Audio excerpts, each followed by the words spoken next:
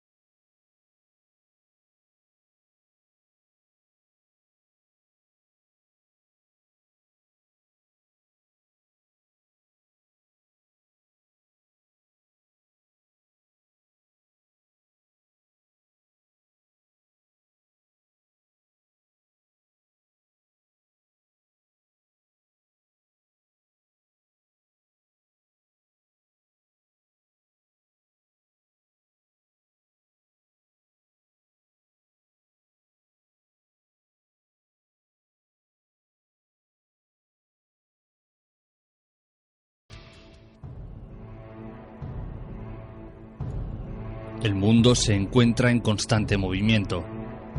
Necesita de cambios habituales para hacer frente a las nuevas tecnologías que cada día representan un nuevo desafío para el ser humano. Estamos acostumbrados a que a diario veamos nuevos inventos, o la continuación o herederos de otros ya inventados, inundando el mercado consumista de nuestra sociedad. Pero ¿alguna vez nos hemos preguntado en qué momento se originó este gran movimiento? ¿En qué punto de la historia el hombre dio sus primeros pasos hasta llegar a día de hoy? Sin duda alguna, ese camino comenzó a finales del siglo XIX y principios del XX, cuando de entre la normalidad de la población emergieron las mentes más brillantes de toda la historia. Esos siglos fueron la cuna de los grandes pensadores y los precursores de lo que somos a día de hoy. Los hermanos Lumière, Antonio Muzzi, Carl Benz, Guillermo Marconi, Narciso Monturiol, Thomas Alva Edison, entre cientos de otros nombres. Pero quizás el más famoso, y quien intentó dar un cambio al mundo con inventos como la energía gratuita y libre, la corriente alterna, los rayos X, el láser, comunicaciones inalámbricas o lo que hoy llamaríamos Wi-Fi, el mando a distancia, fue el inventor Nikola Tesla. Pero sin duda alguna, si su nombre ha surgido entre polémicas y debates, fue por ser el creador de la radio y la víctima del robo de la patente de este invento por Guillermo Marconi y que llevó a este último a ganar el premio Nobel. Pero finalmente la Corte Suprema de Estados Unidos le otorgó la autoría al olvidado Tesla. Hoy en Informe Enigma os contamos toda la historia que se esconde detrás de este gran pensador.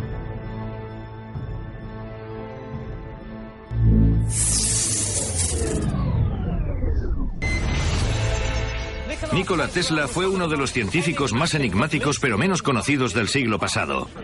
Revolucionó la electricidad e inventó la radio. Pero ¿por qué murió en la pobreza? ¿Fue silenciado? Nikola Tesla creó algunos de los inventos más sorprendentes que ha conocido el mundo moderno. La corriente alterna, los rayos X, la radio y lo más controvertido, la energía libre. ¿Qué voltaje tiene este? 1.000.000 de voltios. Vaya. Aunque en muchos sentidos Tesla era un ingenuo, creo que era un auténtico genio.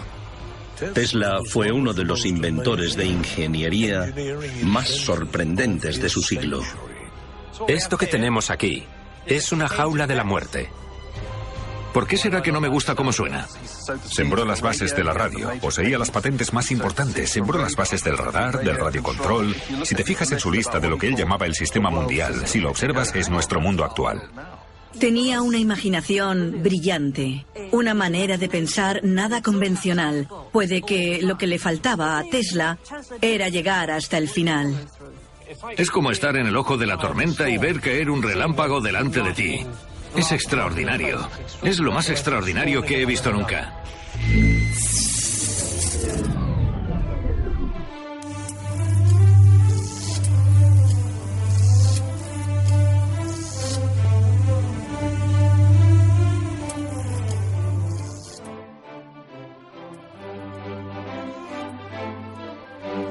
Y para hablarnos esta noche de la apasionante historia y biografía de uno de los mayores inventores de toda la historia de la humanidad, tenemos a nuestro compañero Aníbal. Buenas noches. Buenas noches, Jorge. ¿Cómo te encuentras? Vamos tirando, vamos tirando. Bueno, que ya es mucho. Esta noche toca hablar de Nikola Tesla, ni más ni menos. Pues sí, hombre, el primo Nikola, ya, para seguir aquí con el tema del parentesco. Ya que el hombre, a pesar de ser un genio, era como que bastante rarito. Pues lo vamos a unir a la familia, ¿por qué no?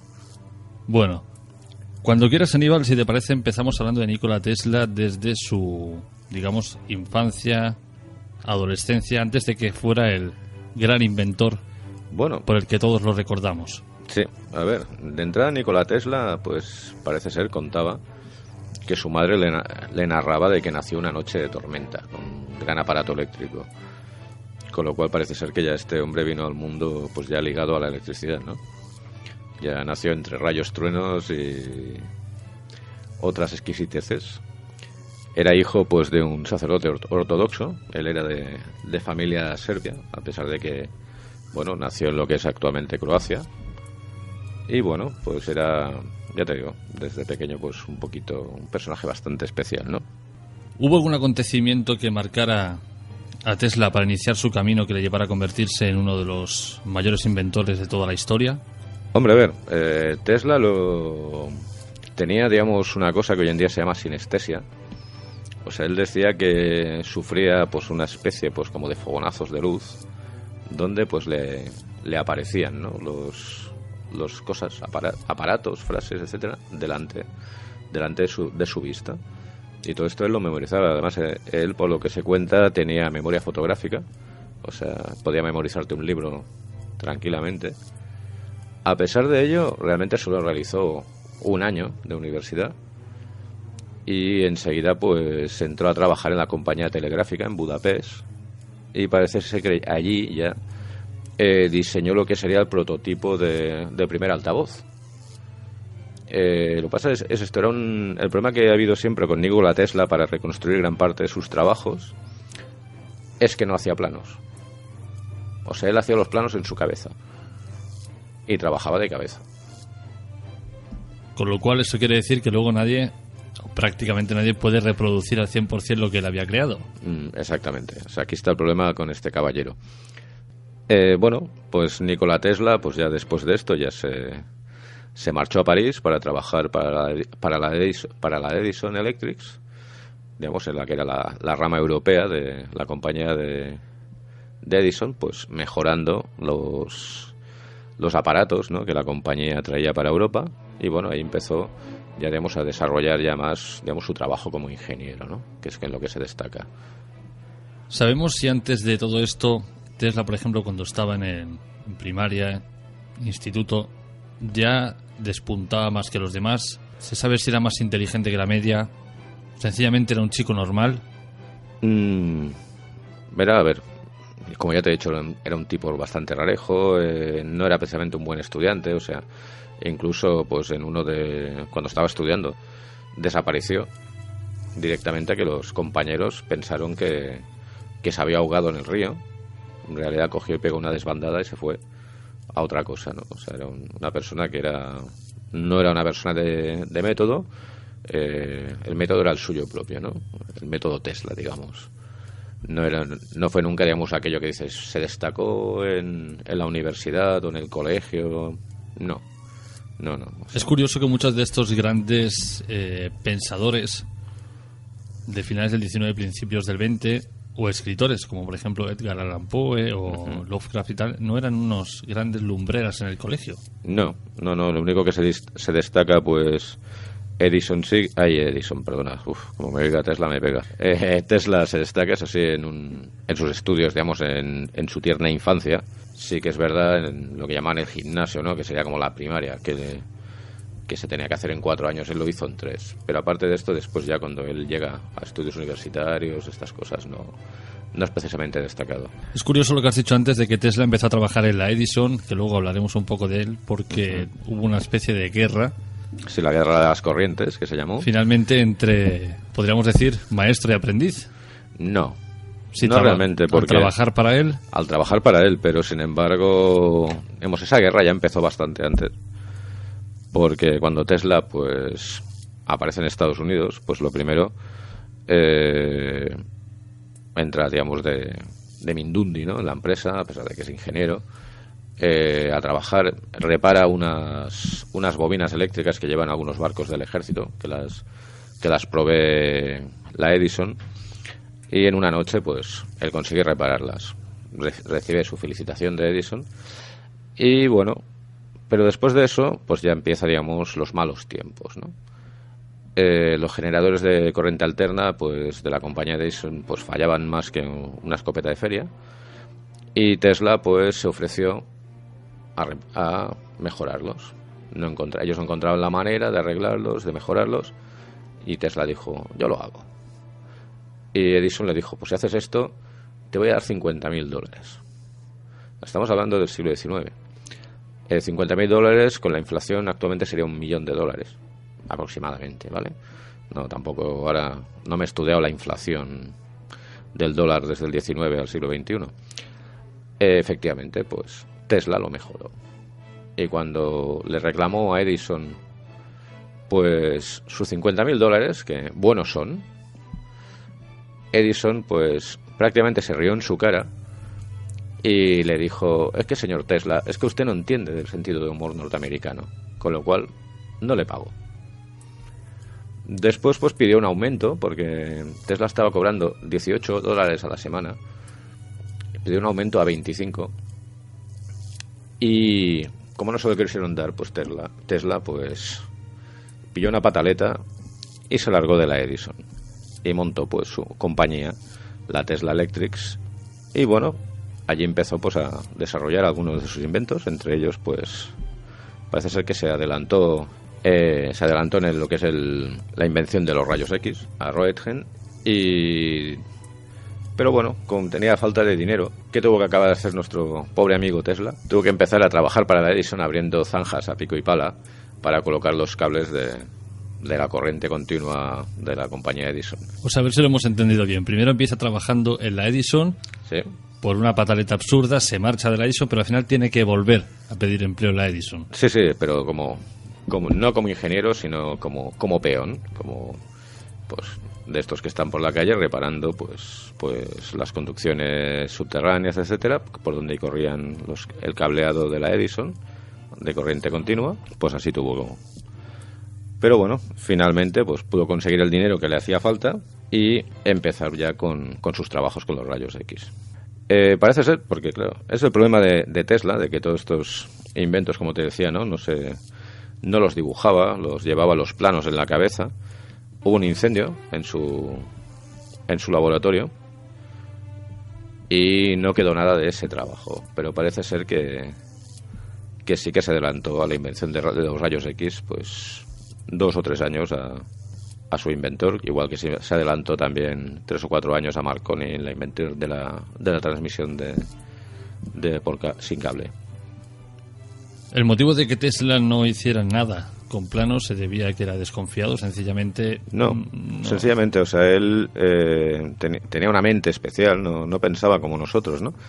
No es que fuera un marciano, ni un Anunnaki, ni una cosa de estas. Sencillamente, pues era un tipo que su cerebro no funcionaba como el nuestro, y él era capaz, pues, de desarrollar un aparato, visualizarlo en la mente en 3 dimensiones y a partir de ahí llevarlo a la realidad. Viendo en una de estas iluminaciones, ¿no?, que he dicho antes, él podía, pues, ver, por ejemplo, pues su famosa bobina de Tesla, y a partir de ahí, de cabeza, desarrollarlo todo, sin tomar ninguna nota, o sea, llevando los planos aquí entre ceja y ceja, nada más. ¿Y qué podríamos decir que quería conseguir Tesla con todo lo que inventaba? Ya que claramente, se dice que normalmente no era para un fin lucrativo. A ver, Tesla, desde luego, como todo hijo de vecino, quería vivir de su trabajo. Lo que pasa, eso es cierto, que sobre todo pues el tema de la transmisión eléctrica, de la distribución de electricidad, de energía, o sea, su idea fue eso, crear una red energética global de distribución libre, donde nadie tuviera que pagar, o sea, sencillamente tenías que abrir la ventana y la electricidad te entraría poniendo en marcha tus aparatos, ¿no? Pero bueno, sin embargo, él estaba claro que tenía que vivir, tenía que comer, necesitaba dinero para desarrollar sus inventos, y esto le llevó realmente después a unirse a la compañía, la Westinghouse Electric, que a los más mayores os sonará lo de Westinghouse por una marca de electrodomésticos que no sé si hoy en día se venden todavía en España, pero bueno, yo sí que ya empiezo a ser vejete, ya me acuerdo de estas cosas. Has dicho que creó la Tesla Electrics. Normalmente las imágenes que vemos de Nikola lo vemos siempre solo a él en su laboratorio. Uh-huh. Podemos entender que tenía trabajadores que... Sí, pero no era un tipo que tuviera una gran compañía, era sencillamente básicamente un laboratorio. Y hombre, tenía sus ayudantes, pero le gustaba mucho trabajar a él. Y ya te digo, la época de la Tesla Electrics pues fue relativamente poquito, ya que bueno, después como acabó la Tesla Electrics, o sea, es Tesla Electric Light and Manufacturing, vale, toma inglés que tengo, por Dios. Y después pues acabó trabajando para la Westinghouse, que fueron los que fueron sus inversores, ¿no? ¿Dónde tenía ese laboratorio Tesla? Pues tuvo varios laboratorios. En principio lo estuvo en Nueva York, que es donde él pues residió. Hubo uno, concretamente el de la Quinta Avenida, que haciendo pues trabajos con electricidad pues hizo vibrar los edificios de al lado, y la gente alertada llamó a la policía, y él para evitar problemas pues trasladó su laboratorio a Colorado Springs, donde son las famosas fotos de él con las bobinas, con la torre Tesla, etcétera. Digamos, se vio obligado a salir de la ciudad porque, bueno, era aquello. Ponía a trabajar con sus generadores, sus historias, y hacía que las casas circundantes pues se pusieran a temblar, ¿no? Esa es otra. En todas las imágenes a Tesla se le ve como posando, uh-huh, por decirlo de alguna manera, y su laboratorio siempre parece el laboratorio de Frankenstein, ¿no? Lleno de botoncitos, luces, interruptores y demás. ¿Realmente era así o sencillamente era para la foto? No, o sea, el laboratorio era así. El tema es que tú lo veas como el laboratorio de Frankenstein, es que en las películas antiguas de la Universal, que es de donde nosotros hemos sacado la imagen, ¿no?, del laboratorio del Mad Doctor, ¿no?, del creador de monstruos, del científico, loco, que una cosa que siempre quedaba muy bonito, pues por ejemplo era una bobina de Tesla, cualquier cosa que transmitiera electricidad sin cables, que se viera la electricidad por ahí chisporroteando, eso para el cine en los años 30 era espectacular. Entonces, claro, tiraban. Por eso asociamos tanto la imagen de los laboratorios de Tesla con el cine de monstruos, ¿no? Sobre todo de la época esta de la Universal. También cuenta que hay muchas fotos de él posando, fotos debajo de la torre Tesla, delante de los generadores de electricidad, etcétera, sentados leyendo un periódico, cualquier historia, porque Edison estuvo machacándolo mucho durante la guerra de las corrientes, que se llamó. Incluso pues un trabajador de Edison llegó a diseñar la silla eléctrica para hacer quedar mal a Tesla, esa es otra, y diciendo que la energía alterna, la electricidad alterna era muy peligrosa. Y Tesla entonces hacía estas fotos para demostrar que tanto la energía alterna como esos haces de electricidad, ¿no?, sin cables, que él pretendía que fueran, digamos, la forma de energía del futuro, no eran peligrosos ni mucho menos, ¿no? Era un poco como de propaganda y contrapropaganda, ¿no? Es que eso es otra cosa que te quería preguntar, o sea, está debajo de esa bobina en funcionamiento y demás. A día de hoy, ya cuando vemos una antena de teléfono, ya enseguida nos viene a la cabeza esa maldita enfermedad, nos viene a la cabeza que bueno, que todo nos va a causar graves daños, y sin embargo Tesla, lo ves en estas imágenes, pues tan feliz, y realmente nunca le ocurrió nada. A ver, claro, no estamos hablando del mismo tipo de energía, claro, no estamos hablando de microondas ni tal, estamos hablando de electricidad. A ver, Tesla, yo creo que muy mal no le sentó todo aquello, porque al fin y al cabo, pues bueno, nuestro buen amigo Nikola, pues murió a la edad de 86 años. Quiero decirte que tan malo no fue lo que estaba haciendo Tesla. Era electricidad puro y duro, él estaba trabajando con electricidad. No es lo que estamos hoy en día, pues el tema de los móviles, etcétera, que es a lo que tú te refieres, que es muy distinto, supongo. No lo sé. ¿Qué ocurrió con esa, iba a decir casa, no, pero bueno, con ese laboratorio, con la torre de Tesla enorme que asoma finalmente? ¿Quedó algo de la torre? ¿Quedó algo de aquel laboratorio? No, parece ser que pues en el año 1900 él deja ese laboratorio y fue demolido el laboratorio, incluida pues la torre Tesla, ¿no? Y se tuvo que vender pues todo el contenido, todo lo que había allí para pagar deudas. Piensa que allí él estuvo experimentando para hacer un sistema de transmisión sin cables que se basaba en utilizar la ionosfera de la Tierra como conductor, con lo cual eso permitiría hacer funcionar aviones, coches, submarinos, cualquier aparato y transmitir, comunicar por radio, etcétera, sin cables a cualquier punto del planeta. O sea, estaba él creando una red global ya en aquel momento. Pero, ya te digo, el tema de deudas, pues acabó con el proyecto. Y aparte, pues el invento de Marconi, como que era bastante más sencillo, más rápido de desarrollar, pues parece ser que tuvo bastante más éxito con los inversores, a pesar de que en el 46 la Corte Suprema de Estados Unidos, en el 43, perdón, declarara que el invento pertenecía y le concedieron la patente a Tesla. El invento del que haces referencia es la radio. Correcto. O el primer radiotransmisor.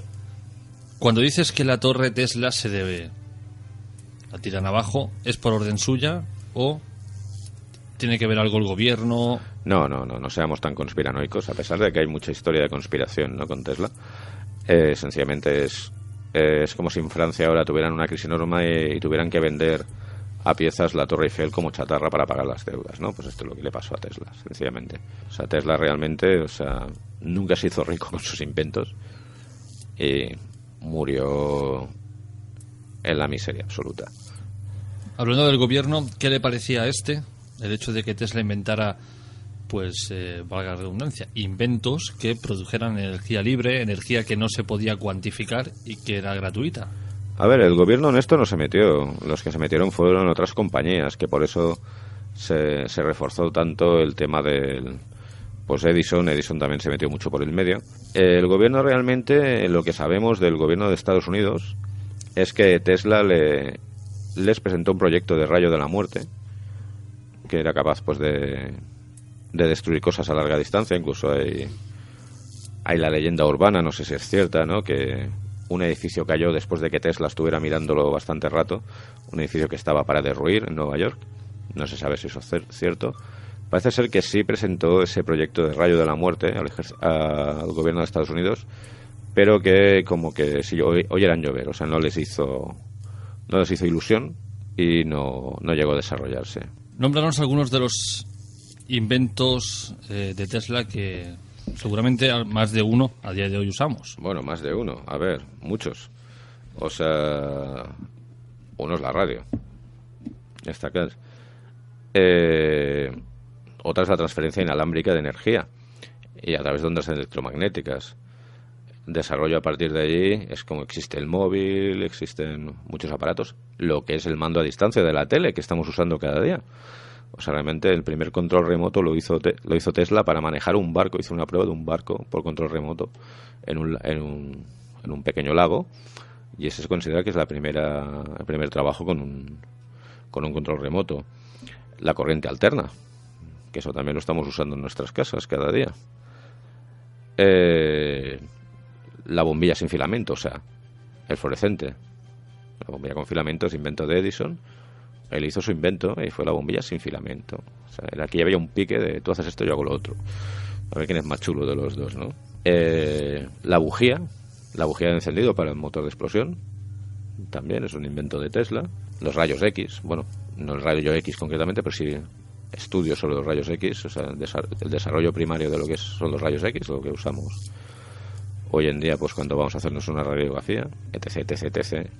Se nombró incluso, bueno, de Tesla, de cuando le dieron el Nobel a Marconi, que fue en 1909, si no me equivoco yo. No es que era muy pequeñito en aquella época. Que la prensa en aquel momento, porque Tesla durante muchos años ha sido un gran desconocido, era una persona como que quedaba aquí un poquito en la sombra de Edison.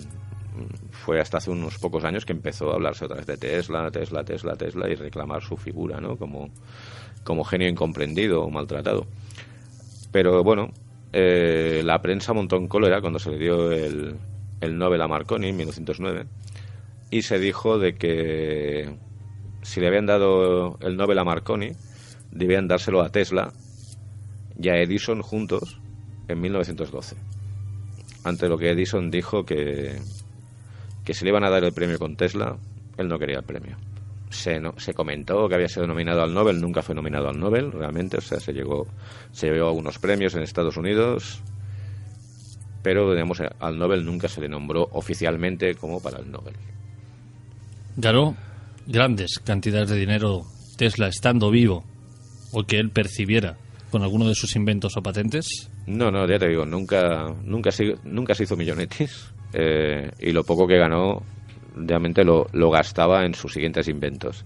O sea, Nikola Tesla, para que nos hagamos una idea, los que hayáis visto Regreso al Futuro, es eso, es el tío que está siempre inventando, que gastándoselo todo consigue una cosa, el dinero que saca es para inventar otra cosa, como el Doc Brown de Regreso al Futuro, pues algo así.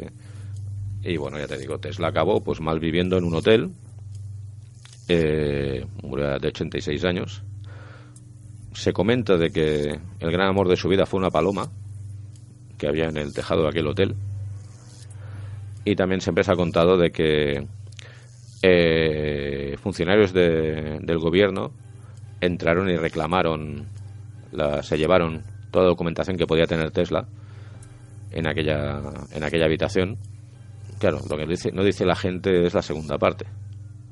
La mayor parte de esta documentación fue reclamada por familiares de Tesla en Serbia y por un museo que hay allí que lleva su nombre, y fue devuelta por el gobierno de los Estados Unidos, salvo algún documento que se perdería, se transpapelaría o tendría los planos del rayo de la muerte. Ahí va, no, que Tesla no hacía planos. Y bueno, perdemos la desaparición de los papeles, famosa, que siempre se acaba la historia ahí, ¿no? Los papeles fueron devueltos y se pueden ver hoy en día en un museo que hay sobre Nikola Tesla. Esa es otra, el rayo de la muerte. ¿Qué es ese rayo? Pues nadie lo ha sabido nunca. Esto es una cosa que nombró Tesla y parece ser que era una especie pues como de haz de energía que a través de alterar la vibración de las cosas podía hacer que se desmoronara o destruir o lo que fuera. No se sabe muy bien, suena muy bien el rayo de la muerte, pero realmente nunca se llegó a ser. Esto, como ya he comentado antes, fue un proyecto que él presentó al gobierno de Estados Unidos, que al gobierno de Estados Unidos no le dio ni respuesta, o sea, lo ignoró completamente. Y al no haber planos, no haber nada, pues ha quedado ahí como una especie de bulo, ¿no?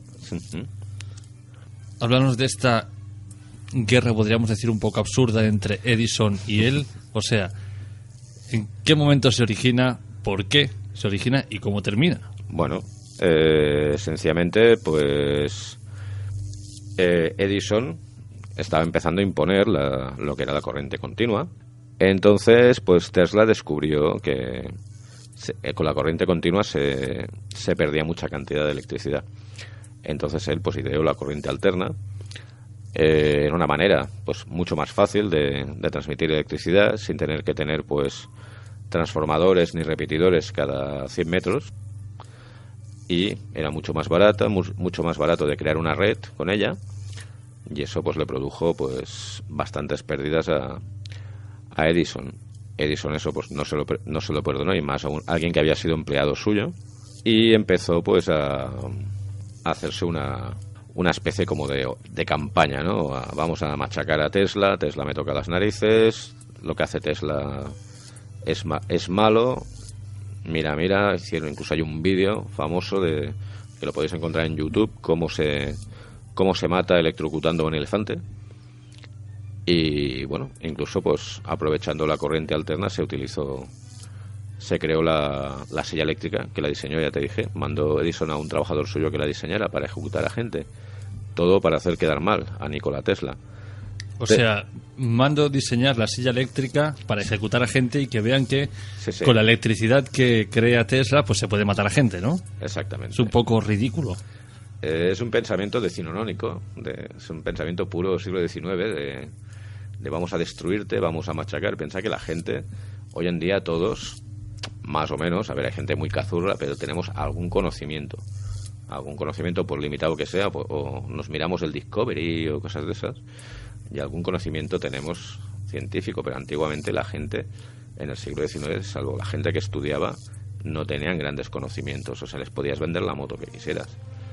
Entonces, digamos, esto fue una campaña de acoso y derribo, y donde pues Edison intentaba machacar a Tesla por un lado, Tesla salía por el otro, y etcétera, ¿sabes? Y estuvieron así durante años, incluso lo que hemos hablado pues de las famosas fotos, ¿no? De esto, no, cuidado, porque si un rayo de estos eléctricos que transmite Tesla, te acercas a una torre de esta, te va a pegar una de esto. Entonces él cogía, hacía sus fotos con la torre funcionando, con toda la electricidad por ahí rondando, y él debajo leyéndose el periódico tranquilamente. Y era, pues, básicamente fue una campaña de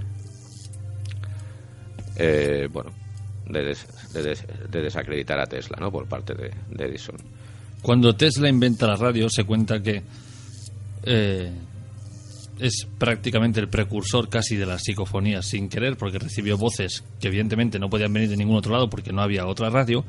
Pero cuando Thomas Edison se entera de esto, a través de un amigo, digamos, que tenían en común, lo que diríamos el típico chivato a día de hoy, sí. Intentó crear, y siempre lo dejo entre comillas porque es lo que se dice, una especie de teléfono para poder hablar con los muertos. Y esta idea vino también para poder pisarle un poco el negocio a Tesla.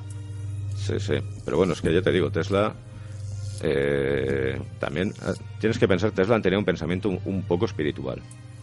Incluso muchos de sus inventos les ponían nombres en sánscrito. Y por ejemplo hay otra cosa que no hemos hablado, que es el teslascopio. El teslascopio era un aparato que permitía captar ondas que llegaban del espacio, ondas eléctricas que llegaban del espacio. Según Tesla, en principio, lo que quería recibir él eran ondas llegadas de la ionosfera. El problema es que no vibraban en la frecuencia que vibra las cosas de la Tierra, que me parece que está sobre el 6 o 7 hercios, sino que vibraban en otra frecuencia. Y vibrando en otra frecuencia y en un ritmo regular, Tesla llegó a la conclusión también de que eran señales que venían del espacio. Con lo cual inventó el telescopio, que es el precursor del radiotelescopio, para poder comunicarse con los marcianos. Literal. Pues estamos hablando de una época donde no había ninguna duda que en Marte había vida, etcétera. Entonces él encontró, dijo él que era la manera. Incluso él llegó a decir que había captado mensajes. Has dicho que una época en la que la gente no dudaba que hubiera vida en Marte. Sí. ¿Qué quieres decir con esto? ¿Se lo creían todo? No, sencillamente, o sea, para ellos, o sea, por ejemplo, mira, es en 1899 cuando Herbert G. Wells escribe La Guerra de los Mundos. En aquella época, la gente cuando miraba con los telescopios antiguos y veía los canales marcianos, lo que ven ellos era una red de canales muy bien organizada, etcétera, porque no podían llegar a, digamos, a enfocar con la suficiente precisión como para decir, bueno, esto parecen ser que son restos de ríos, de ríos que existieron hace millones de años, o son producto de un movimiento tectónico. Ellos veían, y para ellos Marte, o sea, tenían ante sus ojos, con los canales marcianos, la confirmación de que había una civilización avanzada en Marte. Se lo tenían muy clarito. Una persona, pues, en este caso Tesla, capta una señal que llega del espacio con un ritmo regular. Parece ser que ahora se ha llegado a la conclusión que lo que captó Tesla podría ser desde radiación, desde rayos cósmicos o radiación desde otro planeta, pero no necesariamente señales inteligentes, sino de la misma radiación de algún planeta vecino que llegaba, ¿no? Háblanos un poco, Aníbal, de por qué Marconi decide robarle la patente de la radio a Tesla. No es que Marconi le robe la patente. A ver, vamos por partes. O sea, sencillamente Tesla, muchos de sus inventos no recibieron la patente hasta los años 30 y llevan como 20 y pico años o 30 años funcionando. Marconi inventó la radio, registró la patente de la radio, y Tesla había registrado la transmisión inalámbrica, que era lo mismo. Lo que pasa es que Marconi sí consiguió transmitir voz, mientras que Tesla lo que transmitía era pulsos eléctricos. Con lo cual es lo mismo, pero no es lo mismo. O sea, exactamente. Lo que la gente quiere saber es si realmente Marconi se inspiró en lo que inventó Tesla, o los dos coincidieron en ese espacio de tiempo inventando lo mismo. De la misma manera que Tesla también, hubo un invento de Tesla que lo fue a presentar, resultó que otro inventor hacía 3 meses había inventado lo mismo y no se conocían de nada, no sabían. Mi idea es que fue una coincidencia. Es más, lo de Tesla, pues, fue 3 años antes que lo de Marconi, y a partir de ahí no siguió adelante. O sea, hizo lo que hizo, lo dejó y se fue por otra cosa. O sea, Tesla siempre estaba inventando. Marconi, pues supongo, no tendría ni idea de lo que había hecho Tesla, hizo lo suyo. Cuando la patente, ya te digo, se la dieron a Marconi, pero entonces después hubo la reclamación y la razón se la dieron a Tesla.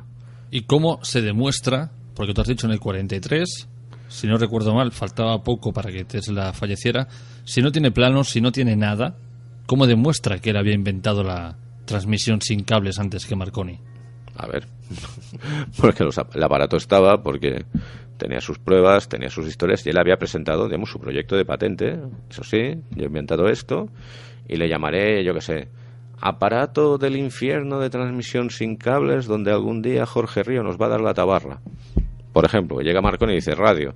Vale, ¿sabes? Pero básicamente es lo mismo. O sea que no fue un robo en toda regla. No fue un robo en toda regla. Lo que pasa es que Marconi, al tener la patente, y a él se le llamaba que era el inventor de la radio, y Tesla decir que no, que esto lo he inventado yo, ahí se ensalzó, digamos, la disputa esta legal, que fue una disputa de años. Bueno, esto me recuerda a cosas que pasan hoy en día, ¿no? Yo he investigado este sitio, yo lo he investigado, tú no.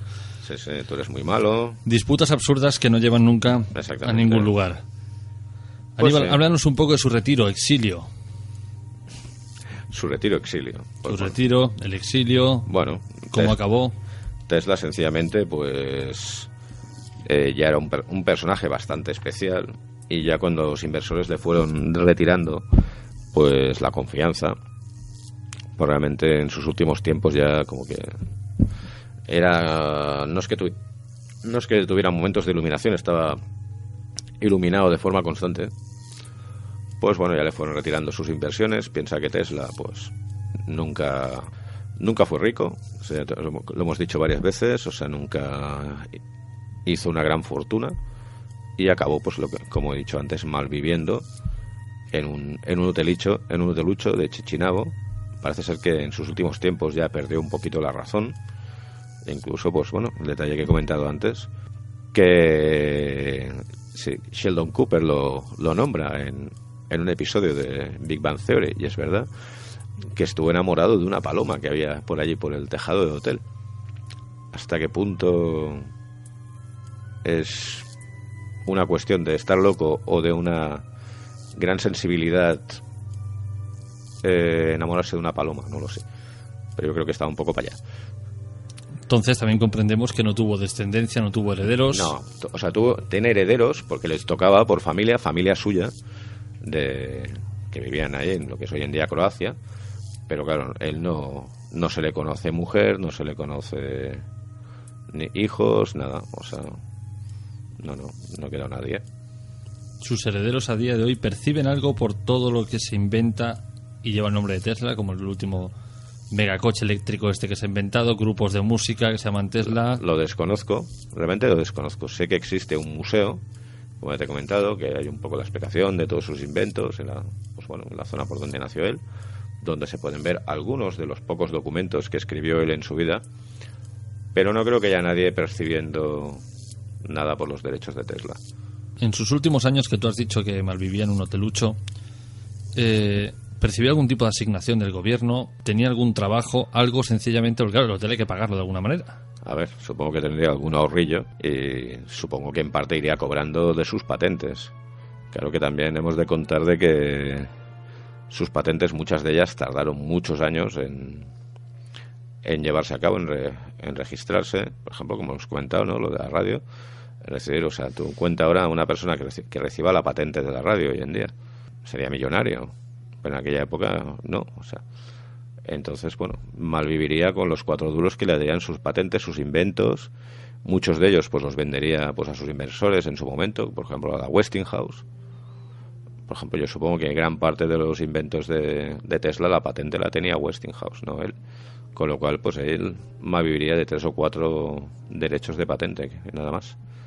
¿Sabemos cuántos inventos llegó a realizar o a crear Tesla a lo largo de su vida? No sabría decirte. A ver, ya hemos nombrado unos cuantos. Digo porque Thomas Alva Edison tenía un puñado, tenía un montón. Sí, bueno, es que Thomas Alva Edison, a ver, había muchas historias que... Muchas cosas ni siquiera las inventó él. O sea, algún trabajador de los suyos, después él se lo quedaba por 4 duros. A ver, a mí me queda bastante bien Tesla, con lo cual, pues, para mí Edison siempre es el malo de la película. Ese señor no te puedes fiar de él. Pero bueno, lo que te digo, no te sabría decirte la cantidad de inventos que hizo Tesla y la cantidad de cosas que hoy en día se han desarrollado a partir de diseños originales de Tesla, como ya hemos comentado, ¿no? Pero bueno, supongo que serían cientos. ¿Tú crees que a día de hoy los órganos gubernamentales que tenemos permitirían que se creara una torre Tesla, por ejemplo, que nos diera electricidad gratuita a todos? Si en España están queriendo cobrar por utilizar la luz del sol para la electricidad a las casas, tú imagínate hacer una torre Tesla que se podían mover los coches, los aviones, todos los aparatos. Es que ningún gobierno le interesa. O sea, ningún gobierno ni a ninguna compañía eléctrica ni ningún monopolio de electricidad de los que hoy en día están por aquí atracándonos a mano armada.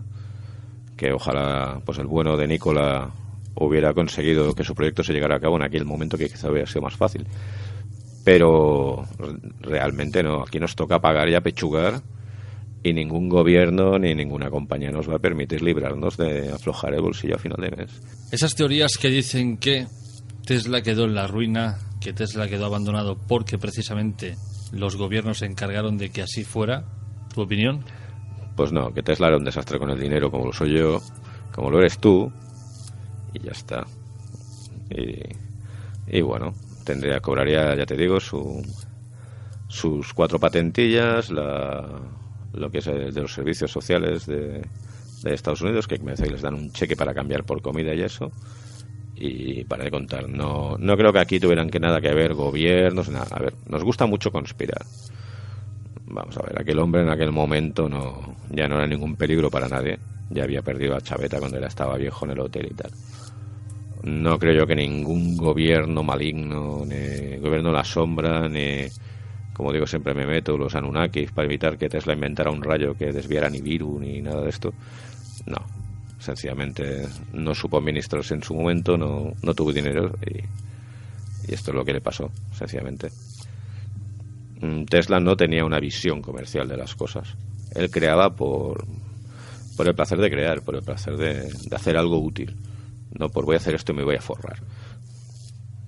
Tuvo que ser duro, imagino, para él, después de esa gran guerra que tuvo con Thomas Alva Edison, ver cómo Edison sí prosperó, Edison sí se hizo realmente de oro, ganó muchísimo dinero y él se vio en la más absoluta pobreza. Bueno, a ver, Edison ya estaba hecho de oro cuando Tesla llegó a Estados Unidos. O sea, ya era un personaje famoso, era un genio reconocido, era el tío que parecía que lo inventaba todo. Sin embargo, si te fijas un poco, las amistades, ¿no? La gente que rondaba a Tesla, la mayoría eran gente pues de la élite intelectual, artistas. Por ejemplo, hay fotos de Tesla en su laboratorio con Mark Twain, el escritor. O sea, era un tipo admirado por la gente, digamos, pensante. Edison lo que conseguía era, a través de la prensa y esto, darse autobombo y que la gente, que la masa, digamos, borreguera, se tragara de que Edison era el gran salvador del mundo y el gran genio que nos han vendido durante mucho tiempo. Incluso recuerdo una película hace muchos años que vi de crío en blanco y negro, que bueno, Edison parecía que había nacido, que venía la estrella de Belén y los 3 Reyes Magos detrás. O sea, ¿crees que a día de hoy, o en nuestro siglo, o mejor, te lo planteo de otra manera, ¿crees que los más grandes ingenieros e inventores de la historia nacieron en el siglo XIX, siglo XX? No, desde luego que no.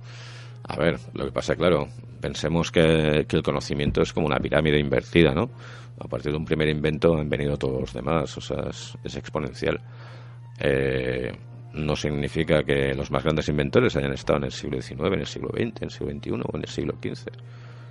Para mí, quizá el más grande inventor fue el primero que inventó una cosa. El primero de todos. Que ese sí que no tenía nada en que inspirarse. Pero sí podemos decir que los inventos que tenemos a día de hoy vienen casi todo a lo que ellos sí inventaron. A ver, porque nuestra sociedad, nuestra civilización hoy en día está basada realmente en la electricidad. Prácticamente todo lo que tenemos funciona con electricidad, incluso tu coche, por mucho que sea un motor de explosión, sin la batería para darle la chispa y que se ponga en marcha no lo tendrías. O sea, tu coche realmente arranca con la electricidad. Y todo lo que tenemos, prácticamente todo lo que nos rodea, funciona con electricidad. Incluso ahora estamos aquí usando electricidad. Entonces, claro que se pueden considerar mucho más influyentes. Pero sencillamente, ¿por qué? Porque la tecnología ha evolucionado hacia esta rama. Estoy seguro que también hay alguna teoría que dice que Tesla o Edison fueron visitados por extraterrestres. O eran extraterrestres. Y seguro que si miráis el programa aquel maravilloso que hay de alienígenas ancestrales, que me acuerdo lo daban en el Discovery, yo me ponía las manos en la cabeza también.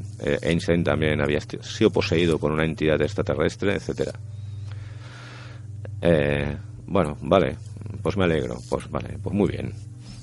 Con la generación que tenemos actualmente, ¿crees que podría salir un nuevo Tesla, un nuevo Edison? No, para nada. Pero para nada, a ver, o sea, tú piensas hoy en día, un chavalito a la que entra destaca un poquito y tal, ya se lo lleva a cualquier compañía. No, la época de los grandes inventores se ha acabado. Ahora digamos, los inventos no va a aparecer nadie por ahí. He inventado la bobina Pérez o la bobina Ríos o esto, las compañías se los quedan y van sacando las cosas con cuentagotas, lo que interesa y lo que no interesa. Pues estos señores, por ejemplo, de la compañía Tesla, estoy seguro que tendrán inventos mucho más chulos que esos coches eléctricos y esos generadores para casa y tal, que no los sacan para poder sacar algo más caro, algo que hoy en día nos vamos a mover siempre por intereses. Ya pasaba en aquella época, pero quizá era más propicio para visionarios el poder lanzarse, ¿no?, a hacer una cosa desinteresada que no hoy en día, donde todo se mueve por dinero, ¿no? Tampoco queda mucho por inventar, me parece a mí. Yo creo que no, que aún nos quedan bastantes cositas. Pues José, como sea con la inteligencia que tenemos a día de hoy, bueno, difícil. Pues sí. Difícilmente. Pues Aníbal, ha sido un placer que hayas pasado por de nuevo por el programa para hablarnos de la apasionante historia de la biografía de Nikola Tesla. Pues muchas gracias, Jorge. Y bueno, pues hasta la siguiente. Pues nos vemos la próxima vez. Buenas noches. Buenas noches.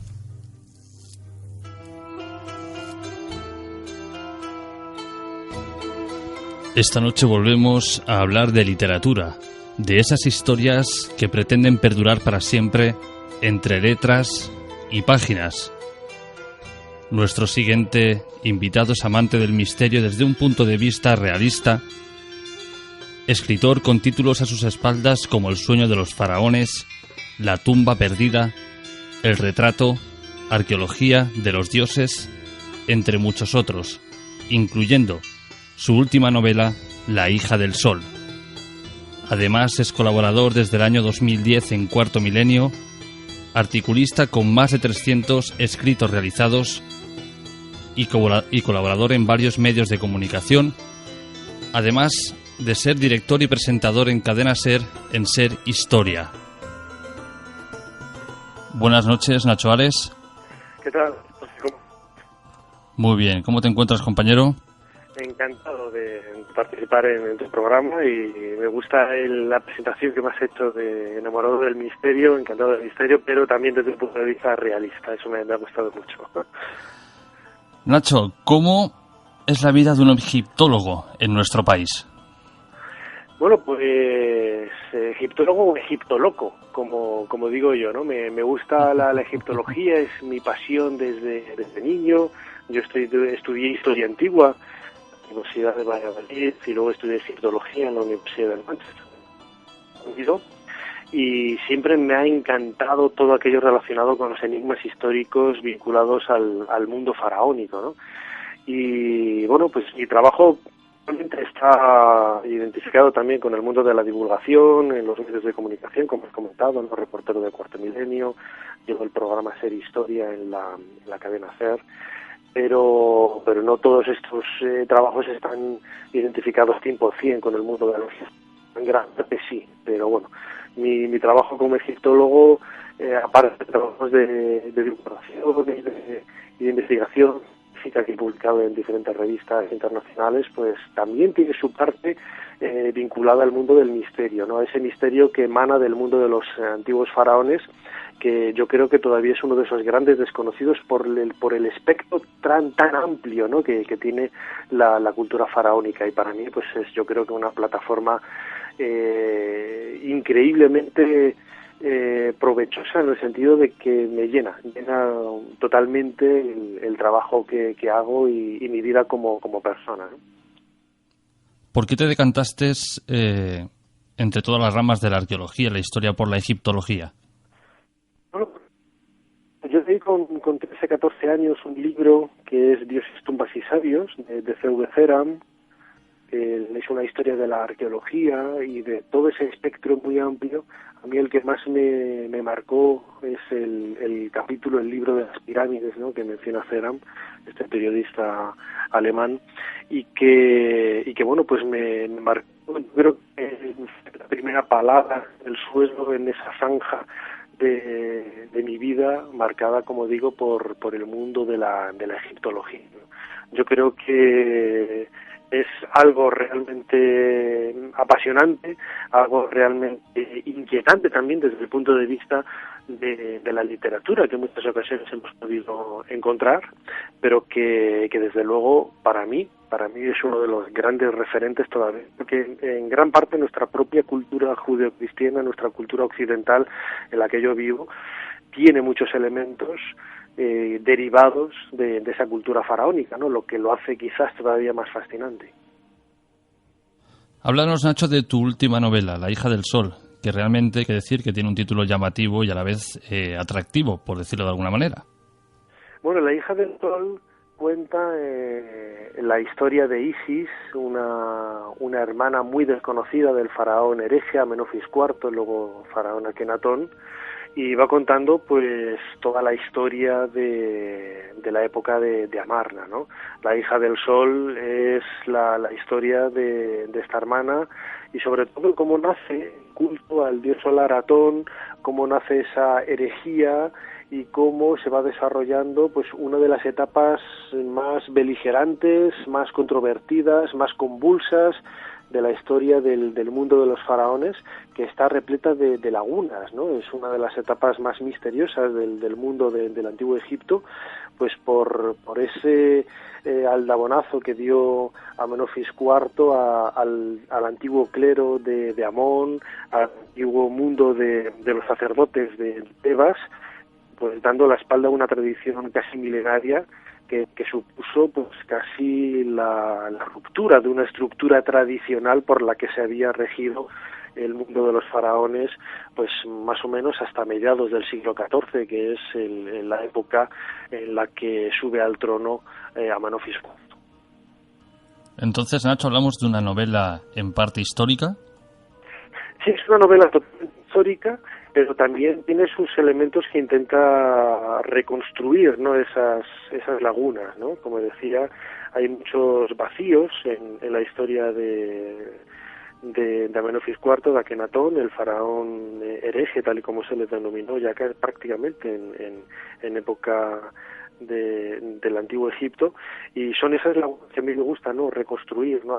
Yo toco por primera vez algunos aspectos que yo creo que nunca se habían identificado en la literatura de la época bueno, que intenta recrear la época de Amenofis IV, que es la famosa plaga, ¿no? Una peste seguramente que asoló a todo el Valle del Nilo y otros lugares de la antigua franja siria y palestina, llegando hasta prácticamente Asia Menor, lo que hoy es Turquía, y que podría ser pues quizá la causa que dio salida a muchos de los interrogantes que todavía hoy brillan, ¿no? En el mundo de Akenatón, ¿no? Que es por qué de una manera tan abrupta, de una manera tan casi forzada, este faraón dio la espalda, como decía antes, al clero de Amón. Pues quizá una de las razones fue la presencia de esta peste, de esta plaga, que hizo pues replantearse muchos de los aspectos casi antropológicos, casi culturales de esta civilización tan fascinante. ¿De dónde te surgió la idea para escribir La hija del sol? Bueno, a mí la época de Amarna siempre me ha interesado. Yo, como decía antes, llegué a la egiptología de la mano de Zeus Ceram y de su libro Dioses, tumbas y sabios, y sobre todo con el descubrimiento de la tumba de Tutankamón, esta historia fascinante que nos hace viajar en el tiempo a uno de los aspectos pues más enigmáticos, ¿no? del mundo a caballo entre la antigüedad y el presente, ¿no? Como un arqueólogo, Howard Carter, llega a la tumba de Tutankamón con esa azarosa historia del descubrimiento, y de su mano descubrí pues los últimos coletazos, ¿no? De la época de Amarna, de la época de Akenatón. Es suerto, ¿no? Akenatón seguramente fuera el padre de Tutankamón, y pues todo eso ya desde hace prácticamente 3 décadas me hizo pensar, ¿no? Cómo pudiera haber sido toda esa historia tan increíble, como decía antes. Y bueno, siempre me preguntan me dicen que escribo muy rápido, ¿no? Y la verdad es que rápido, apenas unos meses, pero también en el sentido de que, claro, hay que ver que detrás hay un bagaje de muchos años, de muchas décadas, leyendo, investigando, reflexionando y haciendo preguntas sobre los misterios del Antiguo Egipto. Porque eso es otra cosa que te iba a preguntar. ¿Cuánto tiempo has tardado en recopilar la información, ordenarla, darle forma y vida? Sobre todo teniendo en cuenta que tuviste un libro anterior que se publicó en 2014, que era El sueño de los faraones. Sí, El sueño de los faraones recoge otro momento histórico importante de Egipto, que es el hallazgo del descubrimiento del escondite de momias reales en Deir el-Bahari, la tumba de B320, y antes en 2012 había publicado La tumba perdida, ¿no? Con un nuevo guiño también, porque en realidad La hija del sol podría considerarse como la precuela, la novela anterior a La tumba perdida, ¿no? Se me ocurrió escribiendo La hija del sol, que podría acabar precisamente donde empieza La tumba perdida, ¿no? Una novela anterior, ¿no? Pero bueno, la verdad es que en todo este tiempo lo que he hecho ha sido documentarme un poco pues de esos flecos que quedaban un poco pendientes, pero sí, bien es cierto que es una historia que conozco bastante bien desde hace décadas, la época de Tutankamón y de su padre, bueno, su supuesto padre, Akenatón, Amenofis IV, es una de las que más me ha llamado la atención, ¿no? El lanzamiento del sol en Amarna, la aparición de esa extraña visión del sol, que fue lo que cautivó a Amenofis IV para hacer allí, para construir allí, ¿no? La nueva ciudad de Aketatón, dando la espalda y abandonando la capital de Tebas, y como esa visión que hoy identificaríamos quizá pues como una suerte de aparición mariana, ¿no? Con una aparición atoniana, es que le hizo llevar de una manera tan extraordinaria el relato pues de una nueva teología, de una nueva creencia, de una nueva, en definitiva, cambiar no solamente el pensamiento de Egipto en aquella época, sino la propia historia de los faraones. ¿Qué esperas conseguir, Nacho, en sensaciones, quiero decir, con el lector cuando lean tu novela? Bueno, yo creo lo que tampoco tengo objetivos muy amplios, ¿no? Pero sí que me gustaría que se cambiara un poco la idea de ese Akenatón casi frívolo, ¿no? Que nació un poco con el propio descubrimiento del faraón en el siglo XIX, ¿no? Porque hay que pensar que los primeros arqueólogos, cuando se acercaron a la historia de Amarna, lo que descubrieron fue pues una historia que les chocaba, no encajaba en absoluto con todo lo conocido hasta entonces, y bastante extraño en el sentido de que pues desdibujaba un poco el trazado, ¿no? de la historia del Egipto del Valle del Nilo, ¿no? A partir de entonces se empezó a construir pues casi un mito, ¿no? El mito de Amenofis IV, del faraón hereje, pues enrolado en la historia de las apariciones del sol, enrolado en esa buscar una justificación para dar la espalda a la historia de Amón, a la historia de los sacerdotes tradicionales, y yo creo que hay muchos elementos nuevos que quizá en el imaginario colectivo no han sido suficientemente destacados, no han sido suficientemente subrayados, pero que en esta novela, en La hija del sol, intento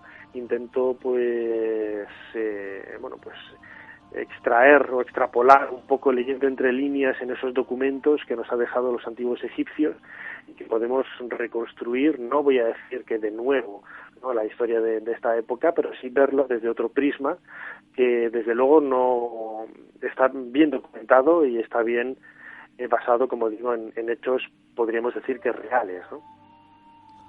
Si yo cojo la novela La hija del sol y la leo pues en mi casa tranquilamente, en alguna terraza, y por ejemplo cojo también La hija del sol pero la leo enfrente de las pirámides o en Egipto, ¿las sensaciones pueden ser diferentes? Pues yo creo que sí. Yo, por ejemplo, el pasado verano tuve la oportunidad de acompañar a un grupo de aventureros, ¿no?, de viajeros. Estuvimos juntos viendo Egipto, pues viendo la antigua Memphis, viendo la antigua Tebas, las ruinas de Asuán, o sea, un viaje absolutamente tradicional, pero también visitamos en el Egipto Medio los lugares relacionados con la novela, ¿no? Y ellos me comentaban que algunos estaban leyendo la novela durante el viaje, otros ya la habían leído, otros prefirieron leerla después, ¿no?, de haber estado visitando Egipto, ¿no? Y la idea es diferente, ¿no? Es diferente estar delante de los lugares, o habiendo conocido, teniéndolos muy frescos en la memoria, esos lugares, esos protagonistas, ¿no?, también que conoces a través de las estatuas, a través de las historias que yo puedo contar, ¿no? Y sobre todo, pues, viendo el rostro de Akenatón, por ejemplo, en el Museo de Luxor, donde se conservan algunas de las figuras más increíbles de este faraón, o la reconstrucción, ¿no?, de algunos de los paneles dibujados con relieves, con los talatat, esas figuras, esas pequeñas porciones de relieves que fueron por la persecución de la herejía de Atón, pues desmantelados, destruidos, aniquilados, y que los arqueólogos luego han ido reconstruyendo poco a poco y nos acercan a ver cómo era la vida cotidiana en la época de este faraón. Pues hace casi 3.500 años, pues es diferente, ¿no? Es diferente y es también muy atractivo, ¿no? Y muy llamativo intentar bucear por medio de la literatura que yo propongo en La hija del sol, esa reconstrucción del nuevo Egipto de Amenofis IV. ¿Dónde pueden adquirir los oyentes y seguidores del programa La hija del sol? Bueno, La hija del sol está distribuida bueno, yo creo que en cualquier gran librería o en pequeñas librerías también se puede encontrar, ¿no? Está publicada por Grijalbo y es, bueno, la suerte que tengo de que tiene una gran distribución, y yo creo que se puede encontrar en cualquier librería. Y para terminar, Nacho, ¿qué se siente al caminar entre esos monumentos, entre esas edificaciones tan antiguas que guardan tantos secretos y tantas leyendas? De viaje en el tiempo, ¿no? Yo siempre que estoy allí, es cierto que he viajado muchísimas veces, ¿no? La primera vez que visité Egipto fue en el año 90, y eso han pasado ya casi 30 años, ¿no? 27, justo ahora, en septiembre cumplimos 27 años, bueno, cumplo 27 años de ese primer viaje a Egipto, y desde entonces he ido infinidad de veces, ¿no? Un montón de veces, 2 años, ¿no? Y pues claro, no lo he contado, ¿no? Pero bueno, son más las experiencias, ¿no? Lo que cuenta, ¿no? Porque hay gente que ha leído mucho y no ha estado nunca allí, y bueno, puede quizás a través de la lectura percibir, ¿no? Las mismas sensaciones, ¿no? Pero sí que es cierto que estar allí, estar pisando en la tierra donde pisaron los grandes protagonistas de la historia de Egipto, los grandes ideólogos que luego han planteado cuestiones, los grandes arqueólogos que nos han ayudado a reconstruir la historia de Egipto, ¿no? Y luego los curiosos, los investigadores, que sin ser realmente egiptólogos, pero bueno, plantean preguntas igual de importantes, igual de llamativas que el mundo académico. Pues todo eso se puede vivir allí, ¿no? Estando delante de las pirámides, entre las columnas del templo de Karnak, o las tumbas del Valle de los Reyes, o entre ese enorme valle hoy vacío de Amarna, de Tel el Amarna, en donde antaño hubo una ciudad que fue capaz de, bueno, pues casi de desmoronar la idea tradicional que se había tenido hasta entonces de Egipto, ¿no? Yo creo que es una suerte y también un objetivo casi vital, ¿no? Para muchas personas, ¿no? Que eso me lo han comentado, bueno, este es el viaje de mi vida, viajar a Egipto e intentar buscar respuestas a esas preguntas que durante años ellos se han planteado. Pues Nacho, ha sido un placer que hayas pasado por Informe Enigma para hablarnos de tu última novela, La hija del sol, y más sabiendo lo ocupadísimo que estás de tiempo. Es un verdadero placer para mí poder participar en tu programa, y que puedes contar conmigo cuando quieras para intentar compartir las cuestiones, los misterios, los enigmas del Antiguo Egipto. Un verdadero placer. Pues un abrazo, compañero, y hasta la próxima. Ya hace unos momentos hablábamos sobre ingeniería, sobre tecnología, sobre el pasado, sobre el futuro, concretamente sobre una de las grandes mentes de finales del siglo XIX, principios del XX, como era el inventor y visionario Nikola Tesla. Ahora, en esta parte final del programa, hablamos con otro compañero de las ondas, amante del misterio, pero siempre desde un punto de vista un poco más escéptico, más serio, y que nos va a hablar también de tecnología, pero tecnología que está disponible a día de hoy, de las nuevas tecnologías que vemos a diario. Concretamente, nos va a hablar sobre las gafas de Google. Buenas noches, Franz Candel. Hola, ¿qué tal? Muy buenas noches a todos. ¿Cómo te encuentras, compañero? Muy bien, muchas gracias, y con mucho trabajo. Bueno, dicen que tener mucho trabajo es bueno. Así es. Pues que dure. Compañero, las gafas de Google, ¿qué son? Aunque prácticamente diríamos que el nombre ya lo dice todo. Exactamente. Estamos hablando aquí de unas gafas, entre comillas, inteligentes. Es decir, no es la gafa que podemos pensar que es digamos que las que prescribe un optometrista o, por ejemplo, las gafas que llevamos a la playa. Estamos hablando de un dispositivo vestible o, como se le llama a esta tecnología, wearable. Es decir, que se viste o se usa en el cuerpo. Y en este caso, Google pues tiene esa historia. No es el único dispositivo del mercado, pero sí tiene esa historia. Digamos que si retrotraemos un poco, la historia comienza en 2012, cuando Larry Page, uno de los fundadores de Google en este caso, sabemos que Google no es una empresa de un grupo de empresas llamado Alphabet, pues en 2012 se presenta a un evento en Nueva York utilizando un dispositivo como si fuera la mitad de una gafa de prescripción. Es decir, un montaje sobre la oreja que se extiende hasta fuera del ojo, donde hay una pantalla, y entonces teniendo, digamos que un sistema operativo, teniendo un prisma, en este caso, teniendo también la accesibilidad a una serie de datos, incluso conexión a Internet, somos capaces de realizar, o era capaz de realizar muchas de las funciones que realizaría un teléfono móvil o celular.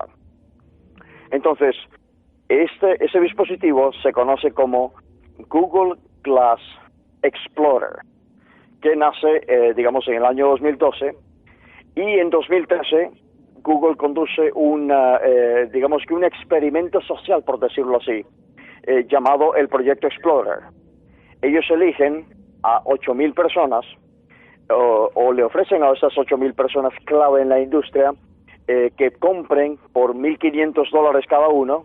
Hace los números, ya veis lo que ganaron, el dispositivo, y entonces que lo probaran, poniendo digamos que en el mercado de aplicaciones propio de Google, ya conocido como Play Store hoy en día, poniendo una serie de aplicaciones de desarrolladores terceros, empresas de desarrollo de software que tenían acceso también al dispositivo y crearon aplicaciones para ser instaladas en las gafas.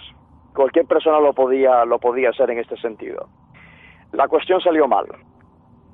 No es que saliera mal, sino que el público todavía no estaba listo, y la percepción que se tenía era de una total invasión de la privacidad, porque se tenía un dispositivo en la cara que tenía justo encima del ángulo del ojo una cámara que estaba mirando hacia afuera y que podía grabar vídeo y que podía grabar sonido. En aquel momento no se podía hacer streaming, es decir, no se podía hacer transmisión de vídeo en vivo. Entonces nació lo que se llama el término glass hole, y con el permiso de los oyentes se traduciría algo así como eres un giligafas. Entonces salió mal hasta que en 2015, abril de 2015 aproximadamente, Google Glass Explorer deja de venderse en el mercado, deja de consumirse, y entonces se comienza, y en este caso es la empresa para la que yo trabajo, es una de las 11 en el mundo que hemos desarrollado este proyecto, junto con Google e Intel. Y entonces sacamos al mercado hace poco la Google Glass Enterprise, que es un dispositivo muy superior. Entonces hablamos de, como decir, la mitad de una gafa normal, pero tiene encima, justo encima del ojo, tiene un prisma donde hay transmisión de datos, donde hay gestión de protocolos, y principalmente las empresas desarrolladoras o partners oficiales han desarrollado pues aplicaciones para empresas e instituciones especialmente. Fran, Entonces, una un poco pregunta. la historia del dispositivo y de lo que es Google Glass. Hoy en día existen más dispositivos, para mencionar, digamos que las marcas más importantes del mercado, además de la Google Glass Enterprise, la Vuzix M300, por ejemplo, está también por ahí Meta, en este caso, también está por ahí Epson Mobirio BT350, pero esos ya son dispositivos binoculares, es decir, son unas gafas enteras, y entonces aquí hay que hacer una importante distinción. ¿Qué es realidad aumentada? Eso que se escucha por ahí afuera, y qué es realidad asistida.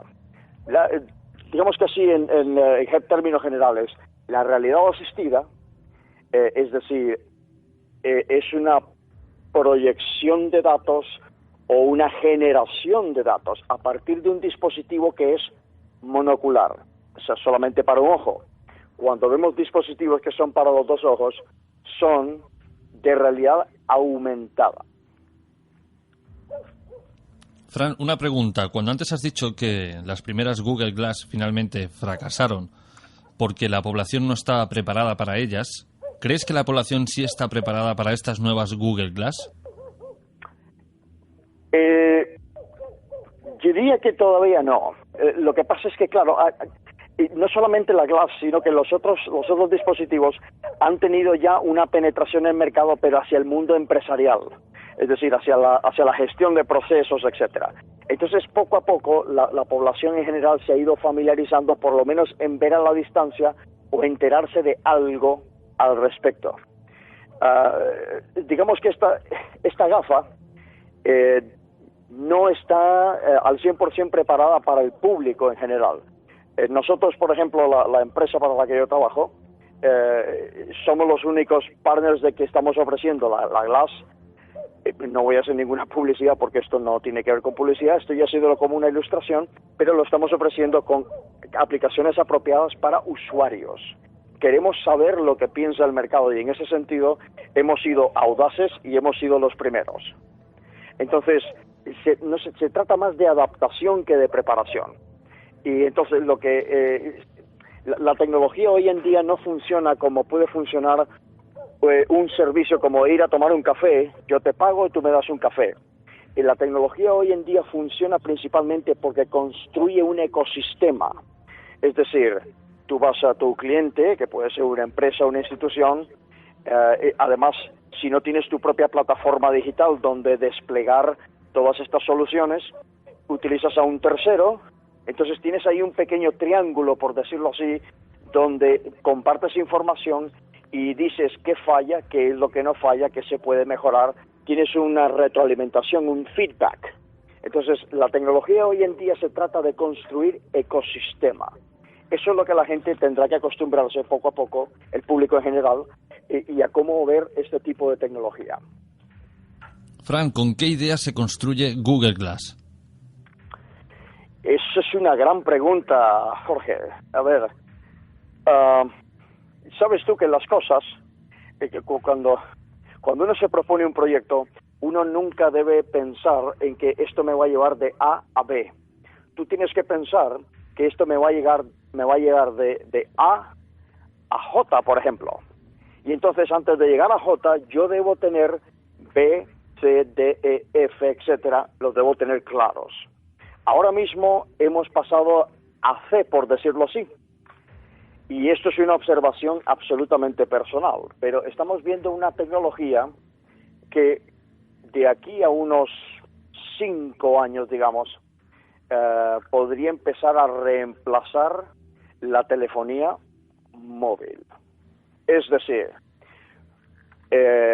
un dispositivo que está situado al lado de nuestra cabeza, en el ojo derecho o izquierdo, decimos que son monoculares porque son mucho más cómodos de usar, es decir, no estorban a la vista. Podemos seguir interactuando normalmente con la realidad, perdón por el pleonasmo, la realidad real, vamos a llamarle, ¿ok? Y que tienes justo ahí algo que te asiste a llamar por teléfono, a procesar datos, a conectarte a Internet, a manejar tu cuenta bancaria a través de ese dispositivo. Y no es un dispositivo de binocular, en este caso, que tapa tu visión, y eso es realidad aumentada hasta llegar a la realidad virtual. Entonces, la tendencia va a ser a liberar las manos en el trabajo y que todo sea a través del control, a través de los gestos o los guiños de los ojos, ¿okay? Y a través de la voz. Voy a poneros un ejemplo. Nosotros ya en el año 2013, una empresa, además está en el sur de España, en Murcia, es una tecnología para la lectura de OCR. Se llama caracteres de reconocimiento óptico. Imaginaos por un momento en lo que puede servir esta tecnología. Imaginaos a una persona invidente que tiene este dispositivo y que además lo puede escuchar, porque eso puede escucharse, y que como no puede leer o en un sitio donde no haya braille, ¿okay?, la gafa pueda leer lo que está frente a la cámara y se lo diga de una forma además en 60 idiomas diferentes, el que prefieras. Una persona invidente tendría muchísimas menos limitaciones y hay muchas aplicaciones en este sentido, pero eso es un ejemplo para que veáis hasta dónde puede llegar esta tecnología. Y estamos hablando solamente de C. Fran, acabas de decir que bueno, la Google Glass puede ayudar en cierto modo a las personas invidentes, pero ¿de qué manera beneficia el día a día o la vida de las personas? Especialmente porque libera las manos. Al tener un dispositivo en el que casi no tienes que tocar, por ejemplo, cuando nosotros tenemos el móvil en la mano y tenemos que procesar, no sé, una llamada telefónica, etcétera, tenemos prácticamente las dos manos ocupadas. En este sentido, digamos que hay más, pero la primera ventaja es liberar las manos y liberar también la vista, porque cuando yo quiera, yo puedo manejar sin tener que ver la pequeña pantalla sobre mi ojo. Yo puedo manejarlo simplemente con el guiño, simplemente. O sea, tengo las manos libres y sigo estando en contacto con la realidad circundante. Hay personas, Fran, que opinan que tanta tecnología, en vez de hacernos más inteligentes, nos están convirtiendo en todo lo contrario. Qué observación más interesante y más fascinante. Y yo con todos mis respetos para esas personas, por supuesto. Sí, por supuesto que hay una forma de plantearlo así, pero lo que estas cosas suceden, repito, con todos mis respetos, suceden porque se desconoce cómo funciona esta tecnología y a partir de o sea, qué es lo que hace realmente.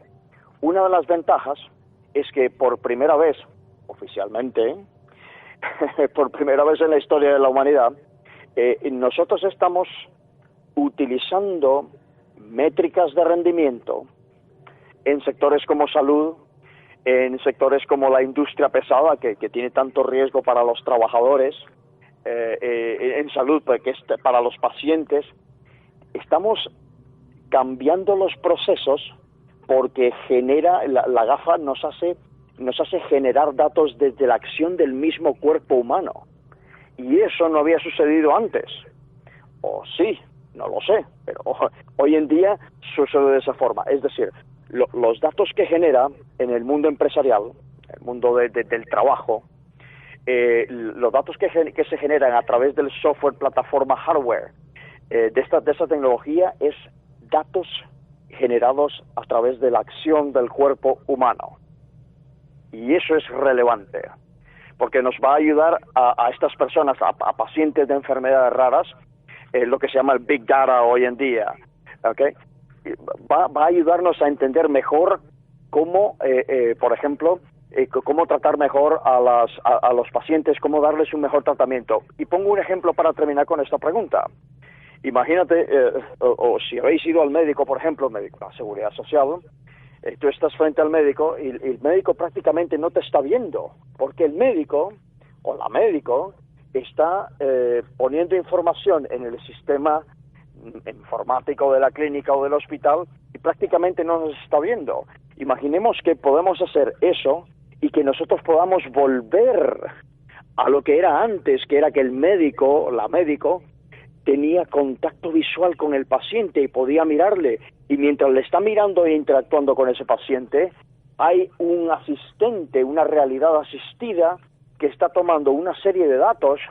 Por ejemplo, yo puedo tomarle el pulso a una persona solamente con enfocar la cámara de la Google Glass con el software correcto, ¿okay? Y no tengo más que hacerle, porque gran parte de la curación de estos enfermos es el contacto humano, y facilita la realidad asistida el contacto humano otra vez, que es lo que hacíamos antes. Buenas noches, Frank. Soy Laia, otra colaboradora del programa. Y quería plantearte una pregunta que, a ver, quizás un poco estúpida, pero a mí me genera mucha curiosidad, que es que estas gafas, para usarlas se necesitaría internet o wifi o datos, o no tiene nada que ver, o mitad y mitad, o no sé.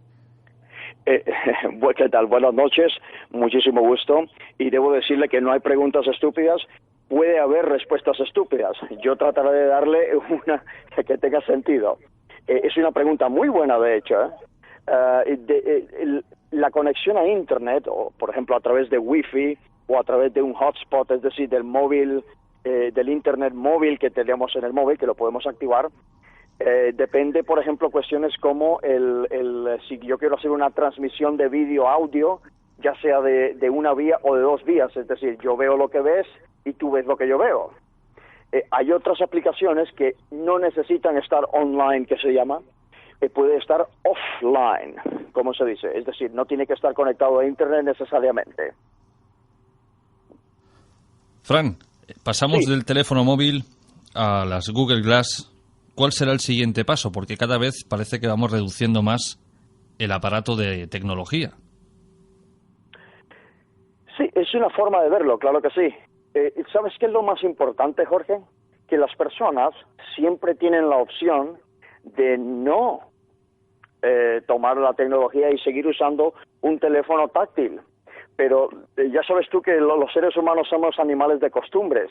Y al fin y al cabo, yo hasta hace 3 años tuve que dejar dolorosamente mi BlackBerry, que era de botones, a pasar a un teléfono táctil porque tenía la necesidad de hacerlo desde el punto de vista laboral y desde el punto de vista de mi profesión. Entonces pasa eso. Y yo conozco personas todavía, personas de que son de mi edad, yo tengo 44 años, ¿okay?, que siguen utilizando un móvil 2G porque lo único que quieren es llamar por teléfono y mandar enviar mensajes de texto. Es una opción. Ahora, ¿hacia dónde vamos? Claro que sí. Vamos a la reducción en tamaño, cada vez más pequeño. Vamos también a una introducción, ya existe, de hecho, en la que el teléfono móvil que tenemos ahora mismo también es un dispositivo tanto de realidad aumentada como de realidad virtual, que es totalmente diferente. Realidad virtual, cuando digo realidad virtual, es, como su nombre lo indica, una realidad que digamos que no es la real, ¿okay?, pero que es inmersiva a 360 grados. Yo me pongo un visor y puedo poner mi teléfono ahí y yo puedo, por ejemplo, ver el vídeo de mis abuelos en 360 grados y disfrutarlo como normalmente no puedo disfrutarlo. Lo puedo hacer con realidad virtual y eso ya existe. Has dicho una cosa muy interesante, Fran, y es que tú tuviste que dejar tu BlackBerry por necesidad. ¿Crees que esta necesidad se ha creado? ¿Ha creado a la sociedad? O sea, es decir, ¿se ha impuesto para que la sociedad sea más consumista y compre más artículos, en este caso, pues como teléfonos móviles, como la Google Glass, por ejemplo? Es una gran pregunta, Jorge. Y yo no quiero molestar a nadie, y esto no es una cuestión ideológica, es una cuestión casi antropológica, por decirlo así. La creatividad, incluso la religión, las grandes obras de arte, han surgido por la hibridización del conocimiento humano.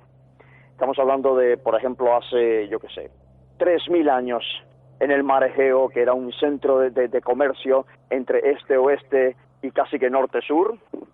Las grandes ideas filosóficas de Occidente, parte de ellas, surge ahí, en lo que llamamos Grecia. ¿Por qué digo esto? No se trata de consumir simplemente. Se trata de que aquello que yo empleo conscientemente porque nadie me fuerza a comprar absolutamente nada. Aquello que yo empleo conscientemente sirve al mismo tiempo para generar una cadena de lo que se llama un supply chain, es decir, una cadena de suministros donde hay muchísimas personas que están trabajando en esa cadena de suministro. Había un ejemplo por ahí sobre un lápiz, por ejemplo. todos utilizamos lápices. Hay gente que ya ha dejado de utilizar lápices incluso, pero si nosotros vemos la cantidad de componentes que tiene un lápiz, estamos experimentando el trabajo de unas 10.000 personas en 4 continentes. No se trata de consumismo, mi punto de vista, por supuesto. Se trata del consumo responsable y de la interacción humana. Eso lo hace el comercio, y el comercio en este caso ya no existe como trueque, existe y su base es el capital. No he dicho capitalismo, he dicho capital. Y es el capital humano, y es así como estamos funcionando. Y lo que debemos hacer es que ese funcionamiento sea, eso sí, sea responsable. Y eso nace, no de los gobiernos, esto nace de las acciones de un individuo que está educado, que se ha educado a sí mismo a ser un buen no consumidor. Aquí voy a meter una pequeña cuña, un pequeño término, un palabra, como se dice en España. Un prosumidor. Es decir, nosotros en esta época nos estamos convirtiendo en consumidores y en productores a la vez.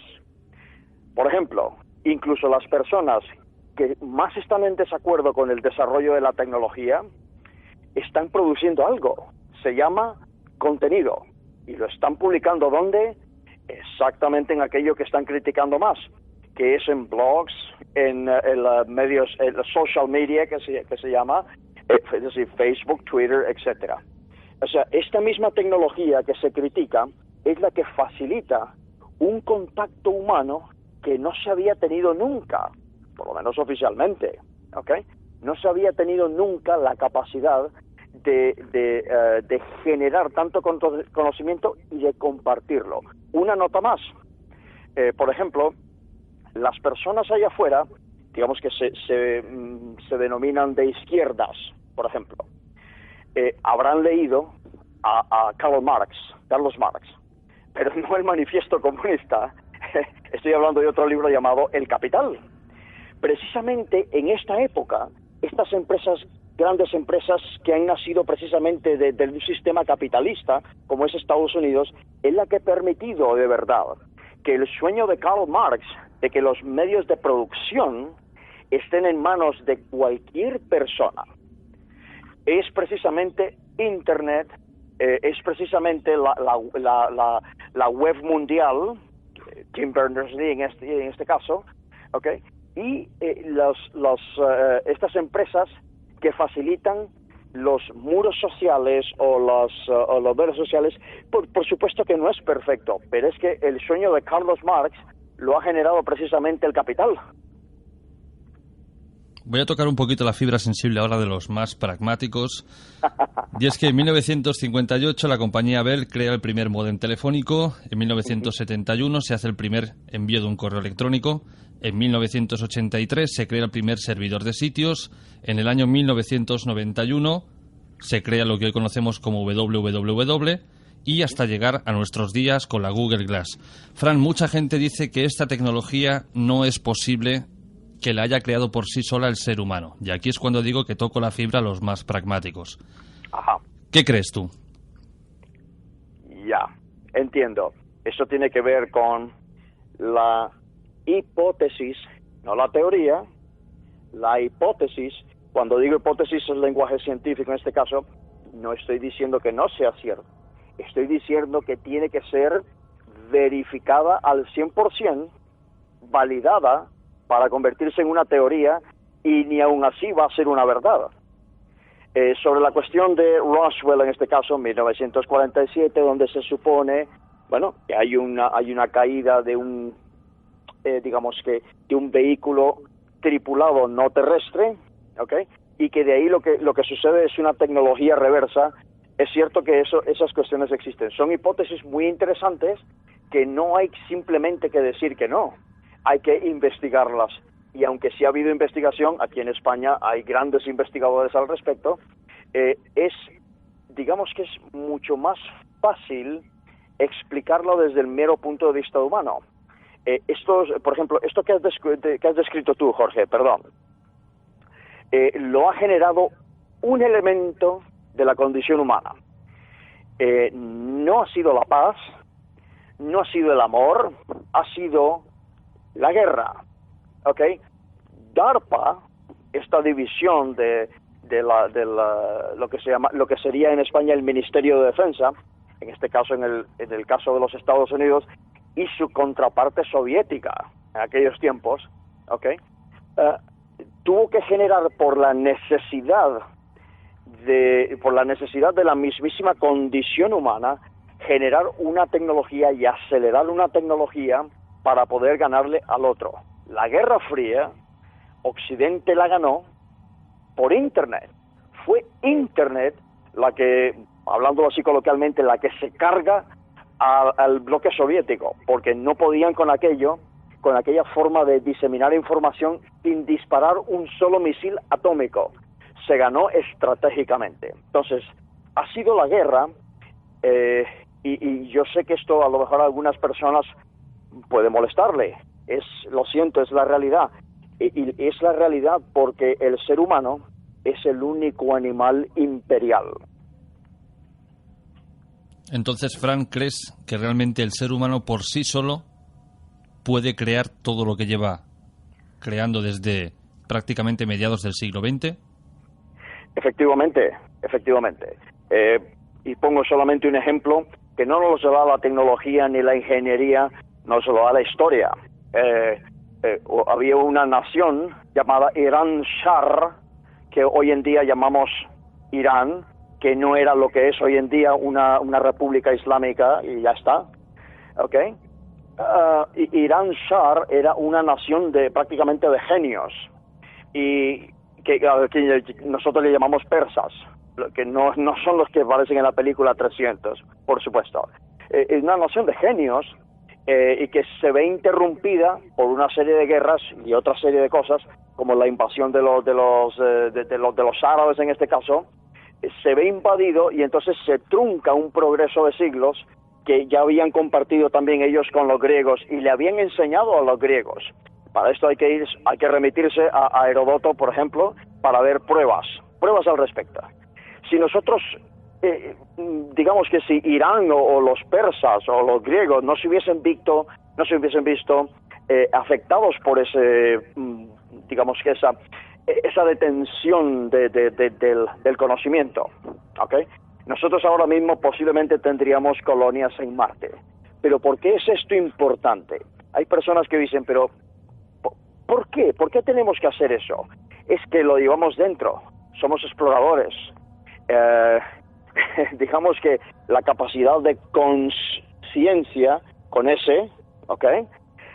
Es decir, la capacidad de mirarnos al espejo y decir, yo soy, es una bendición, pero también es una maldición.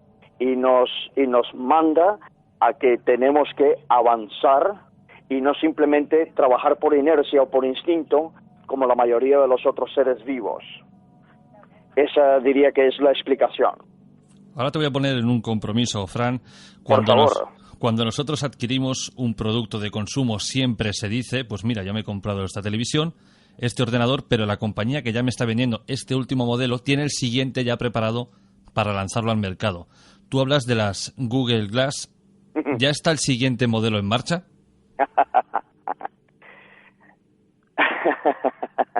Hay, por supuesto, que hay ciertas cosas que yo no puedo divulgar. La respuesta es que en ese sentido siempre será un sí, pero no solamente para Google, sino para cualquier empresa, porque tú tienes que estar listo para competir. Es decir, la competencia en este caso a nivel comercial, a nivel tecnológico, es lo que precisamente genera en el ser humano y en la sociedad humana nuevas formas de cooperación.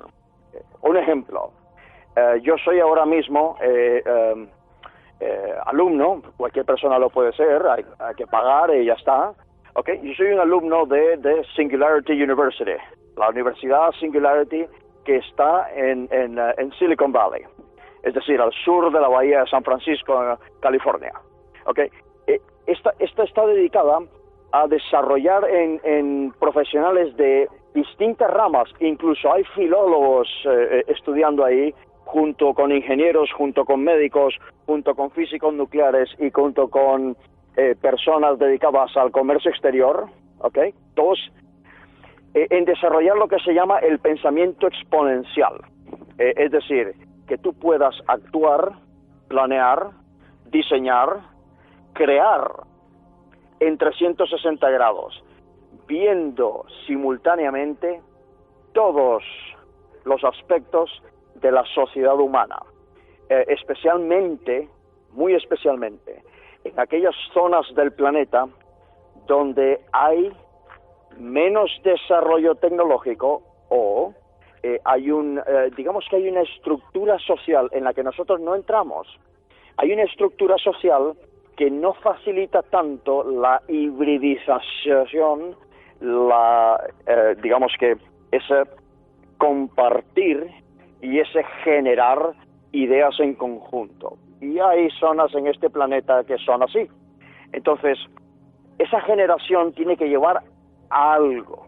Uno de los grandes inventos que yo le pude conocer a esta señorita, ha estado en las conversaciones TED, era crear o diseñar un dispositivo para que mujeres en aldeas del centro de África, que tenían que caminar kilómetros enteros todos los días para buscar agua, pudieran traer 3 veces más agua con el mínimo esfuerzo, como si fuera una rueda que es guiada por un eje. Es un invento que se hace ahí y inmediatamente se comercializó a coste cero. Muy, muy interesante. Fran, vamos a hacerle un poco de publicidad a las Google Glass, aunque no quieras, pero bueno, toca. A ver, dile a los oyentes, si se puede, el precio que tendría o tiene en el mercado y dónde se pueden adquirir. Bueno, eso depende. El modelo de negocio es distinto hoy en día. La empresa para la que trabajo se llama, en español se dice Streye, ¿okay? Nosotros tenemos una tienda online donde tenemos dos paquetes, donde se incluye la Google Glass Enterprise, que es la nueva. En el caso de consumidores finales, son 1.550 euros, y en el caso de consumidores de empresa, porque el pack de aplicaciones es distinto, 2.500 euros. Ya si se requiere customización, lo que se llama integración de sistemas, ya, entonces es otra cosa. Pero hay personas que han ido y que lo han comprado. Por ejemplo, hay nosotros tenemos una persona que está en Bulgaria, me parece.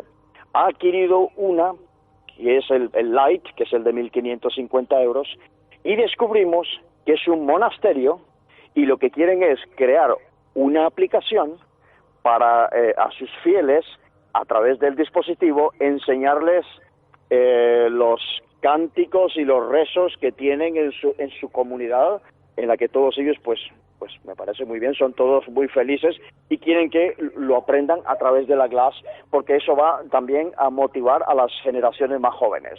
Por ejemplo, por poner un caso así. ¿Tú tienes algunas Google Glass tuyas, Fran? Sí. Sabía que me ibas a contestar un sí. Debo tenerlas, me toca. Bueno, Fran, pues ha sido un verdadero placer que hayas pasado por Informe Enigma para hablarnos de cómo avanzan las nuevas tecnologías y, bueno, para tenernos un poco al corriente de los nuevos aparatos o dispositivos móviles, podríamos llamarlos así, que van llegando al mercado. Muy bien, yo encantado, con mucho gusto. Pues nos vemos en otra ocasión, compañero. Un abrazo y buenas noches. Buenas noches, hasta luego a todos. Y con esto, queridos oyentes, llegamos al final del programa de hoy. Nosotros volveremos, como siempre, dentro de 7 días.